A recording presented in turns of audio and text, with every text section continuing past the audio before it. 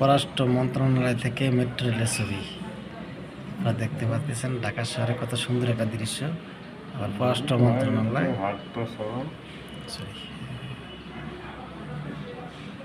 এই মাত্র চলে গেল মেট্রো রেল।